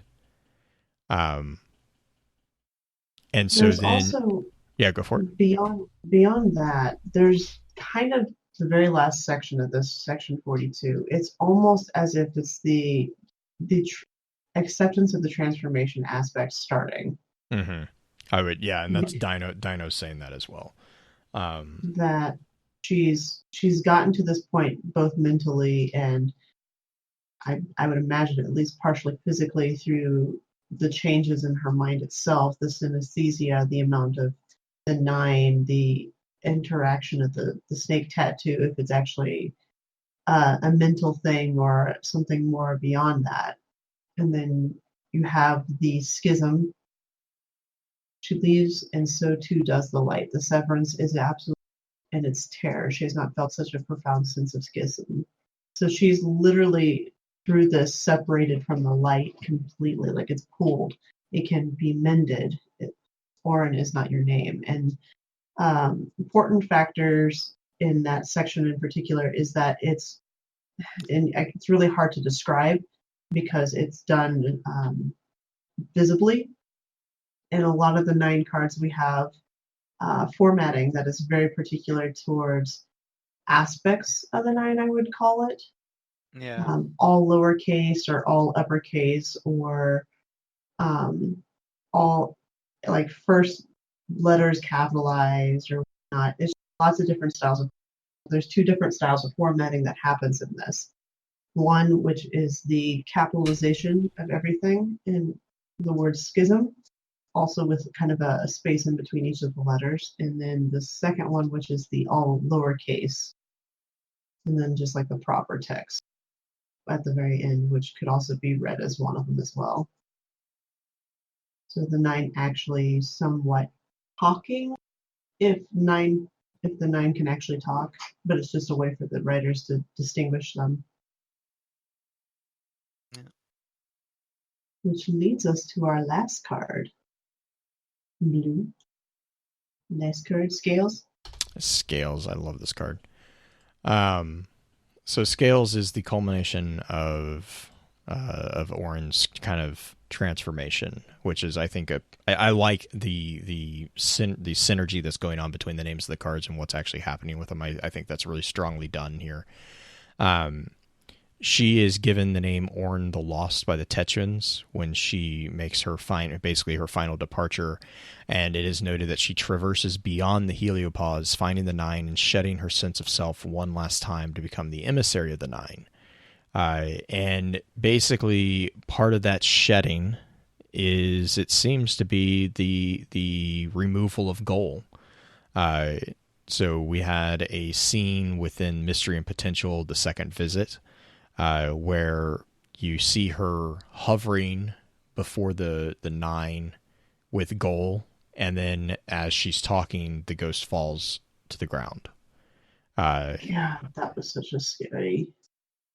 I'm sorry. The reason I chuckle is because all I can remember from that is there was one person who had a YouTube video, or he had a YouTube clip of him running up and like punching the ghost, and he managed, like, he just accidentally timed it just at the same time that it dropped, and he literally sent the ghost like flying, and like on the video he just freaks out. He's like, "Oh no, I didn't mean it, ghost. Oh no." It was pretty amazing. It's like I died laughing. It was so funny. Oh my gosh. So yeah, real quick, here, Scales. The basic here is the very last thing that I really love. So the final entry is 45, and it says, "She sheds herself and emerges anew in the glimmering scales of her old lives, an immigrant, a translator, an emissary, a hammer of judgment. They expect to claim her will, but she clenches it a little tighter. Her gifts can end wars." So again, call back to the whole beginning of this whole thing, when she was introduced as the Awoken to the Diastrim. And she learned that she could speak. She has what's the capital S speech. She's able to take, because what was it? Anyone can stop a fight, but she was able to take it and actually start to heal the wounds that were in that fight that were caused by that. Now there's a couple other little tidbits that I found kind of intriguing. There's a call out to a Phaeton backscatter scanner, a jade coin, and Queen's foil. So real quick, Queen's foil is, so there's a couple connections here. Queen's foil is the plant which, when properly prepared, can be used to see other planes or realms. So this is basically how in game we are able to see the Ascendant Realm within the Dreaming City. However, the visions can kill you, and if it's not properly prepared, the leaves are highly poisonous. Now, the interesting connection here is Queen's foil actually stems from Asphodelia, which is from the Black Garden, brought to Mara by Aldrin. So your argument here is, we know that the Radioloria of the Vex can give you hallucinations, but so the question starts coming up, is that hallucinations, or are they allowing us to pierce the veil between the realities? Mm-hmm. And seeing, if you're in a multiverse, your hallucinations of other things might not necessarily be hallucinations of other things, but the events of another reality. Yeah.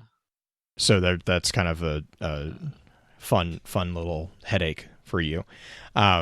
The Phaeton backscatter scanner, I think, if I remember this correctly, this is actually a callback also to Dust, in which is it Latifah? I always break her name.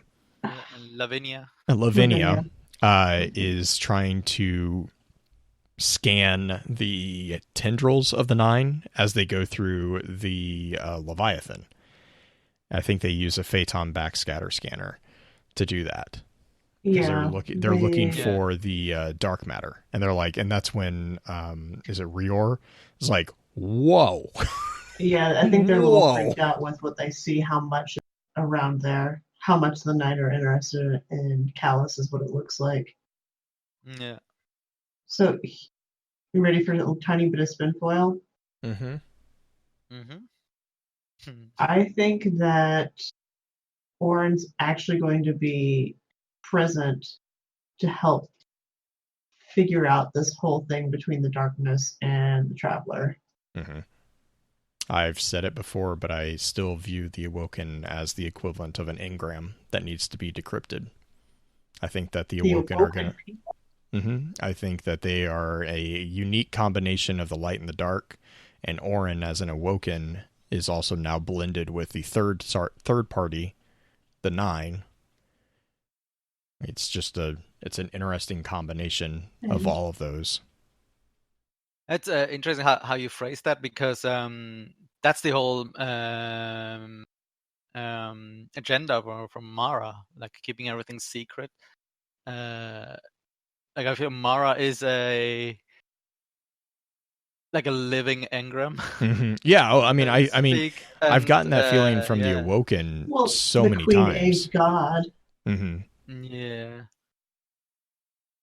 I mean, that's literally in our colloquy, which is that first entry from earlier that we were talking about with the worm and the antennae. Mm-hmm.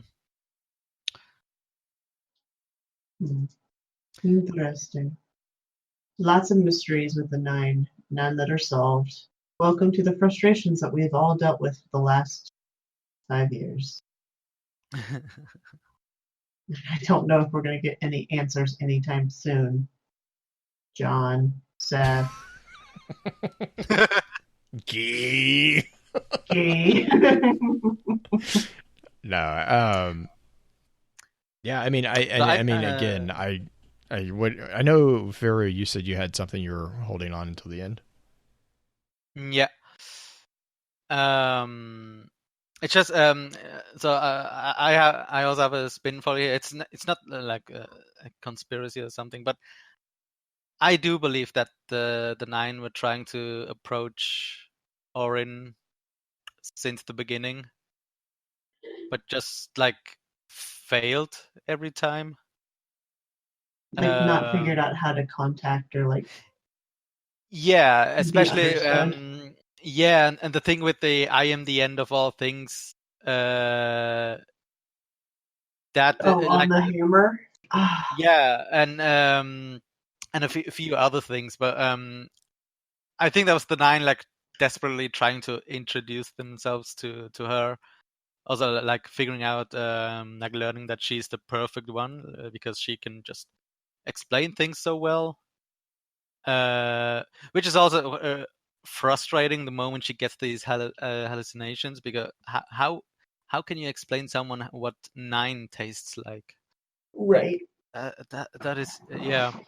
But something like from earlier entry synesthesia, that's around time, unfortunately lost connection. It's in 35 when basically when we learn she's starting to get hallucinations. When she continues her hunt for the queen, she feels a crushing fist around her windpipe. That's exactly what she did to Zur. Yeah. And was it this somewhere it also says where she I think that was before she met Zur actually. When it mentions she hunts for him, somewhere it says she hunts herself. In a, I guess that was more of a metaphor, but a lot of the things here, as I mentioned earlier, there's like a rhythm to this where like things get reiterated. And I feel like that is kind of important to note. I feel like that's really the nine trying to also the repetitive schism, multiple times how she feels a schism. I feel like every time she feels that, that's like the nine like trying to approach her, trying to say hi in a simple if I we can, want to yeah, put it because simply. like the repetitiveness, I can see that. Yeah. And also the thing, I feel like the narration changes, like from how she's so this is obviously a third person narrative, but at first it starts like she's like she's describing herself, but towards the end, when I read this the first time, I had a feeling at the end that this is the nine describing her the whole time. Like a shift in perspective. Yeah, the shift happened somewhere in between. I found 41 with a lies. Uh, that felt like so estranged from everything else. Yeah, it's very out of character at this point. Yeah, like she is like suddenly. I mean, obviously, I get why she think that the Drifter cannot be trusted. I find him quite creepy, to be honest. Right. But it felt like someone else is convincing her to not trust him. That's okay, I see where you're going. Okay. That it's not her voice, that it's somebody else's perspective. That's someone, yeah, and that's kind of similar Yeah. to what Dino is saying too. Is like, the nine basically tortured her for years, arguably killed her husband, and then when basically they drove her to them, they also took away Goal, which was her first friend, and probably arguably one of the more balanced voices of reason in her experience. And then they tried to take her will. I mean, like, there's a lot of things the nine are doing that is not the most up and up, I guess would be the the best way to say that. Yeah.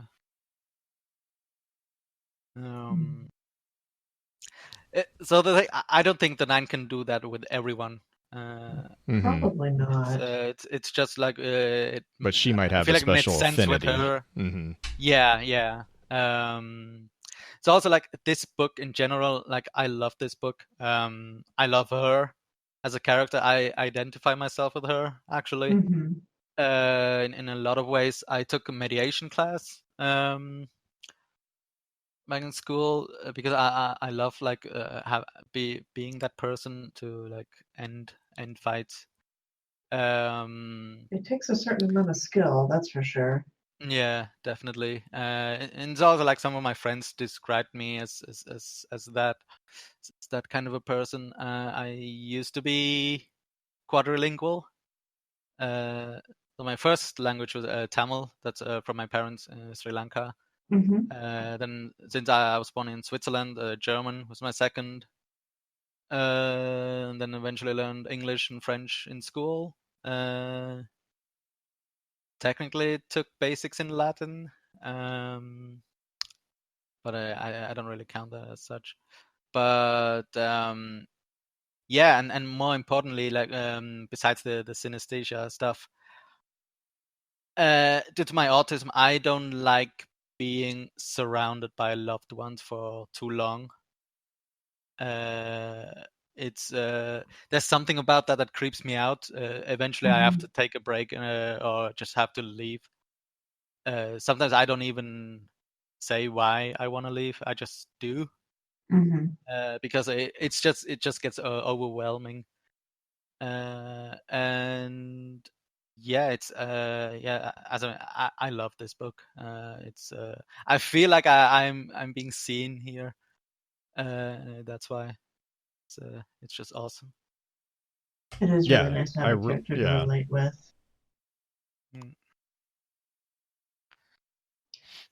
Blue.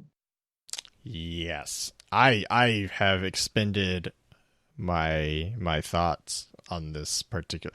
I have shed all the scales that I have to shed on this. Oh, I was hoping we could shed some light on some shout outs then. Fair enough. Let us, I don't know. Let us shed light together? I don't know. This is getting away quick. Hashtag D20 Lost Light. For those people, here's the shout out. If you see that hashtag, what was it? D2 Lost Light. Hashtag I'm particularly proud of that one. Light. If you see that tag, or if you'd like to participate in that hashtag, basically Blue is finding, and we found earlier with stories, that one of his friends who's never played Destiny before is starting to play the game, and there's so many questions, and it's rather amusing to get these questions described to you. I'm trying to pull one up right now. Why am I going to this creepy shard when it's crawling with Fallen? Am I evil now? What is this? Like, things like that, where you just don't understand the context of it. The other one was like, okay, the elevator gag was a good one. The elevator gag? Which one was the elevator gag? I don't know. I'm just waiting for him to hit the strike with the Russian doll version. Oh my gosh, he's going to be so angry. That happens at the shard too. But if you have stories, or if you know somebody who's a new person in Destiny, a new light, welcome. Great. Thank you for joining us. Share your stories with us, because it's fun for us to listen to and read, because we remember those days and whatnot. But it's also just incredibly funny too, and reach out to somebody who's in this system, in the game and whatnot. We will do as much as we possibly can. Listen to the show, obviously. Those of you who do advanced session are probably more experienced players who've been around for a while. If not, and you're a new one, good for you. I'm sorry. It will get easier. I'm sorry. It's just a bit much to take in at once, especially on a topic like this where it's a lot more. Doesn't the Traveler have some influence on gravity here? Yeah, gosh. So if you have questions, reach out to people.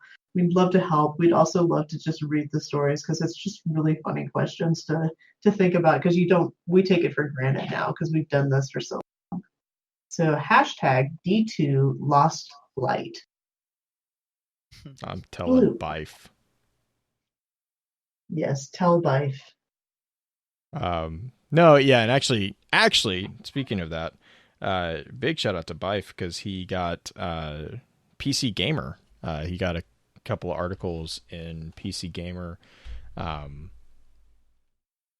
that are really well done. They're like really general overviews of the story so far. So he had one that was kind of an intro session, and then I think he just did one for Shadowkeep. I want to say he might have one more. I can't remember if I don't remember, but yeah. So they've published two, which is, I mean, that's amazing. That's so awesome. I'm so happy for seeing that for him. And this is on top of just the ginormous 4-hour YouTube video that basically broke down the summary of everything that's happened from the beginning. I think was that the one that Brian Monkus did art for? Which Monkus did a lot of art. He actually had I think 4 different artists work with him on that one. Well, I know sure Monkus was one of the big ones. And then who's the gentleman who's doing the transcriptions? Because I saw he's like halfway done. Oh my gosh, he's literally walking. He's the one that was like, no, after 2.5 hours of nothing but Bife voice, Green's voice is very nice. I was like, fair enough. Yeah. But he's literally sitting there transcribing verbatim as, like, I mean, he's watching this video over and over and over and over, transcribing it to make sure that it's all accurate. So transcribing it, he's not watching it over. Watching it in like 10-second bites. 10-second bites, yeah. Which I'd almost argue is almost worse. It is. It's a very, very painful thing, because if Bife says something a little weird and you have backing clarification, he'll have to send it to Bife to get clarification on it. So Bife is probably going through a little bit of pain as well. Luckily, Bife has great diction, so hopefully he doesn't say anything too terribly funny. But yeah, that's my shout outs. Like, it's just I'm so glad again to see the renewed interest, the excitement in the community. Yeah, just awesome. Viru, what about you? Yeah, I have like 2 shout outs. Kind of belong together. So something that Bungie did, or is doing right now, which is quite awesome. Inviting like some experts into the studio. Yeah. I know one of them, like, she's a streamer. Her name's, I hope I'm not butchering her last name, Tanya DePass, I believe. She goes by Cypher of Tear on Twitter and Twitch. She's like she's a major advocate for representation of people of color, people with disabilities, and that's awesome. And also like for queer representation.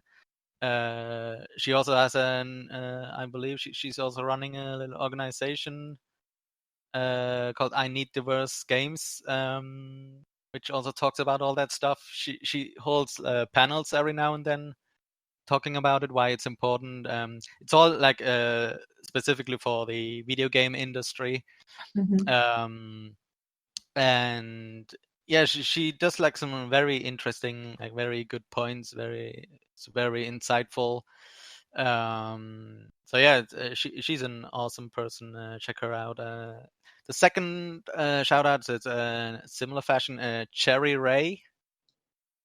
She also got invited to Bungie a while ago. She's an advocate for disabilities. Both of these, Tanya and Cherry Ray, they especially provide like critiques for the user experience, like a player experience, UI of games, the accessibility, and she streams as well. And yeah, there are 2 like awesome people. They talk about very insightful stuff, and I guess a kind of third shout out because of these first 2 goes to Bungie for doing this, for being so open minded. I mean, they kind of always were. Just like it feels like they're doubling down on that right now. So yeah. Nice. That's awesome that they brought in those, like, just representation like that. Yeah. Blue. And that's all we got. So as usual, we're just going to say goodbye. Night. Bye-bye. With that, we'll begin to wrap the chat up. Thank you again to those over on Twitch for coming to spend your evening with us. If you'd like to join us for the live streaming of the episodes, please be sure to give us a follow over on twitch.tv/FocusedFireChat.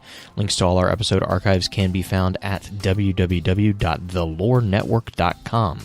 Please be sure to email us at focusedfirechat@gmail.com with any comments and or questions for the team concerning the podcast, and let us know how we're doing by giving us some feedback and a rating over on iTunes as well. So until next time, focus your fire and may your light shine bright.